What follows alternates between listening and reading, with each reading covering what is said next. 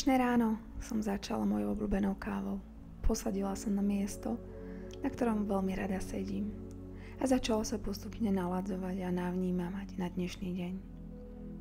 Ponorila som sa hlboko do seba a začala každou jednou bunkou môjho tela preciťovať to, ako sa dnes chcem cítiť.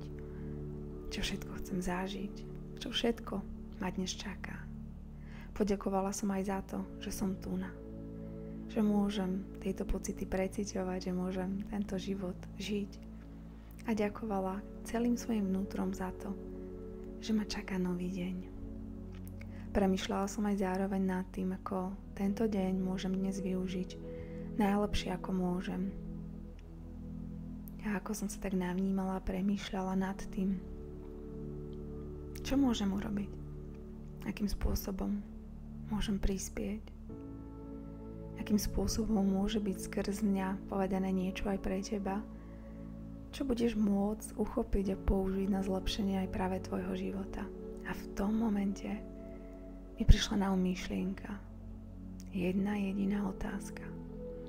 Otázka, ktorá mne mnohokrát veľmi, veľmi pomohla. Ahoj, zdraví ťa Silvia Sol a ja ťa vítam v tomto mojom dnešnom demotivačnom videu, ktoré som sa rozhodla pre teba natočiť, aby som ťa mohla trošička demotivovať a následne na to aj motivovať. My ľudia často v živote robíme len tie veci, ktoré musíme, ktoré nám pomáhajú nejakým spôsobom prežiť, ktoré nám pomáhajú nejakým spôsobom žiť určitú kvalitu života, ale nie sme predurčení na nejaký obrovský rast. My tu máme jednoducho v sebe vytvorené presne tak, aby sme nejakým spôsobom prežili. Sme leniví. Ako náhle máme vystupovať z tej našej zóny komfortu, tak si vytvoríme miliónmi výhovoriek, ktorým reálne aj uveríme len preto, aby sme možno nemuseli vystupovať z nášho pohodlného, teplého miesta a ísť možno do niečoho nového, do niečoho nekomfortného, aby sme sa tak otvorili rastu. A keď sleduješ moje videá, tak pravdepodobne túto vetu, že naša duša chce rásť, naša duša sa chce posúvať, nepočuješ z mojich úst prvýkrát. A na druhej strane sa to nejakým spôsobom vylučuje. My sme geneticky prispôsobení na to, aby sme nejakým spôsobom prežili, ale zároveň tou našou esenciou našej duše chceme rásť. A často sa nachádzame v takých tých životných situáciách a udalostiach, kedy bohužiaľ počúvame a vnímame a necháme sa častokrát ovládať práve tú našou predispozíciou, namiesto toho, aby sme si vyhrnuli rukavy a posunuli sa v tom našom živote. Posunuli sa z miest, ktoré nám nevyhovujú. Dnes som sa rozhodla v tomto videu s tebou zazdieľať za mňa veľmi, veľmi silnú transformačnú otázku, ktorá mne veľmi veľakrát pomohla si veľa vecí uvedomiť a zvedomiť.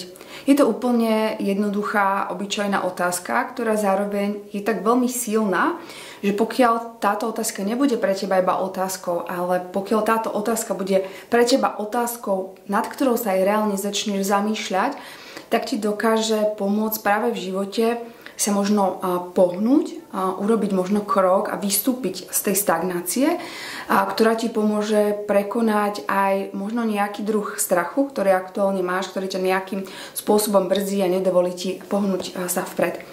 Akú otázku mám na mysli? Čo by si robil, alebo čo by si robila, ak by si vedela, že ti ostáva posledný rok tvojho života? Ako by tvoj život vyzeral? Ako by vyzerali tvoje bežné pracovné dni, ako by vyzerali tvoje rodinné vzťahy, ako by vyzerali tvoje partnerské vzťahy, ako by vyzeral tvoje možno trávenie voľného času. Otázka, ktorá nás donúti premýšľať práve možno nad tým a začať si konečne uvedomovať to, čomu často nevenujeme pozornosť, pretože si myslíme, že máme neobmedzený zdroj času. Že všetko nejakým spôsobom počká. Často sa stávame práve tou obeťou vesmíru a hádžeme tú zodpovednosť na vesmír. Veď tam hore sa to nejakým spôsobom zariadi. Veď keď bude správny čas, tak tie veci sa pohnú. A my často ako keby hádžeme zodpovednosť nejakým neviditeľným silám. Častokrát hádžeme zodpovednosť nejakým ľuďom. Hádžeme zodpovednosť ľuďom práve v tom slova zmysle, že pokiaľ niekto niečo urobí, tak ja vtedy sa pohnem, tak ja vtedy sa rozhodnem, tak ja vtedy sa posuniem, tak ja vtedy možno opustím práve tú zónu komfortu. Prečo tomu tak je? Náš čas veľmi, veľmi rýchlo uteká a pravdepodobne mi dáš za pravdu, že aj tvoj deň dokáže veľmi rýchlo nejakým spôsobom utiec. Ja si to častokrát uvedomujem práve v momentoch, kedy si večer líham do postele, že zase mám za sebou jeden deň z môjho života, ktorý sa už nikdy v živote nebude opakovať. A keď som si zhruba asi nejaký mesiac dozadu robila jednu meditáciu a v tej meditácii nás tá sprievodkyňa vlastne vyzvala, aby sme si predstavili to, ako chceme žiť náš život o rok, práve s tým vedomím, ak by sme vedeli, že toto je posledný rok nášho života. A následne na to sme si to mali nejakým spôsobom porovnať s tým, že ako by sme žili, ak by to bol posledný rok nášho života, a porovnať si ten aktuálny život, ktorý žijeme, v ktorom si stále myslíme, že máme neobmedzený zdroj času a neobmedzený zdroj energie. Na všetko máme čas, všetko nejakým spôsobom odkladáme, všetko nejakým spôsobom presúvame na neskôr, všetko nejakým spôsobom hádžeme do rúk vesmíru, že vesmír, keď bude správny čas, tak proste ma vyhod z tejto práce a posúď ma presne tam, kam mám ísť.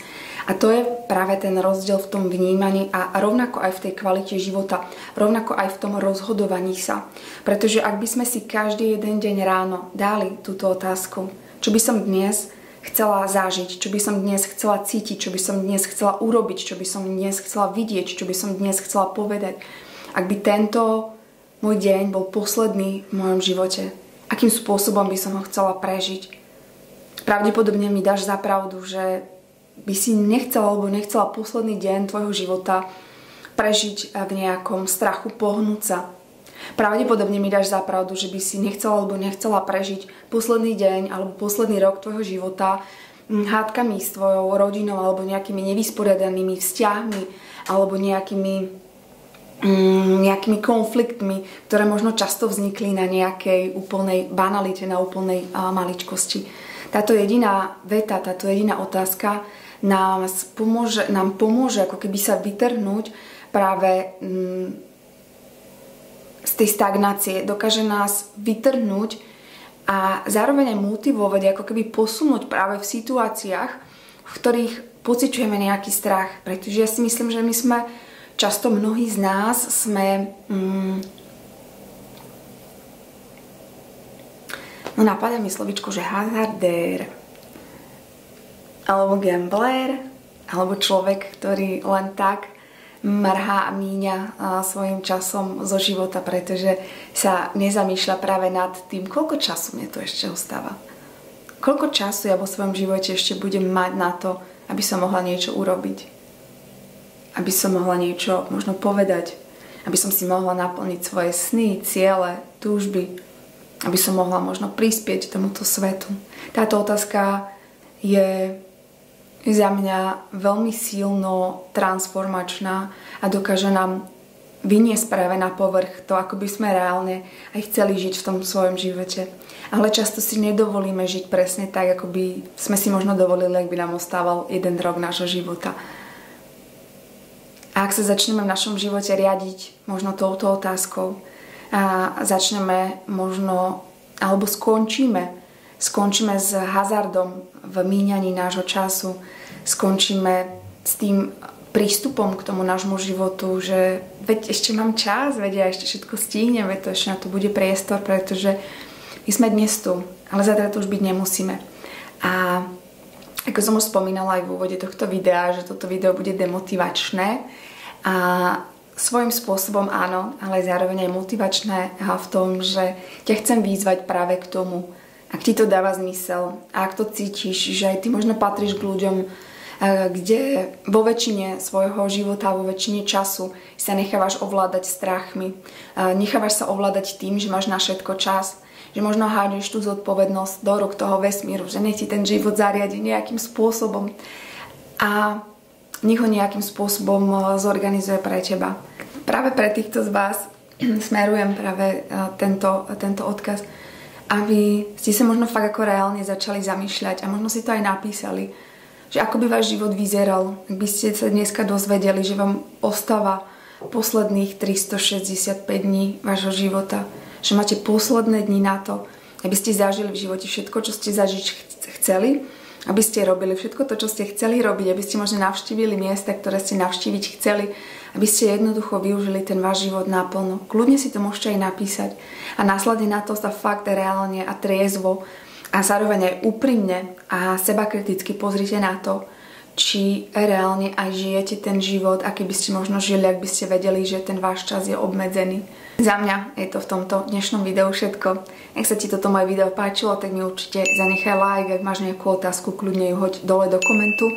Ak ti viem byť nejakým spôsobom nápomocná, cítiš, že teraz je ten správny čas k tomu, aby si sa možno posunula alebo posunula v tom tvojom živote, tak dole v popise tohto videa ti pridám linky, kde ma môžeš nájsť. No a ak cítiš, že toto video by určite nemalo ostať iba v tvojich ušiach, ale malo by ho počuť možno tvoje okolie, možno tvoj blízky, možno tvoj partner, možno tvoji priatelia, tak budem určite veľmi, veľmi rada, ak toto video zazdieľaš medzi všetkých ľudí, ktorí tieto slova potrebujú počuť, ktorí si možno myslia, že majú neobmedzený čas a možno práve táto otázka, čo ak by som mala posledný rok môjho života, ak práve táto otázka im má byť nápomocná a má im pomôcť v tom živote sa pohnúť, tak určite pošli toto video všetkým ľuďom, ktorí toto video práve v tomto momente potrebujú počuť.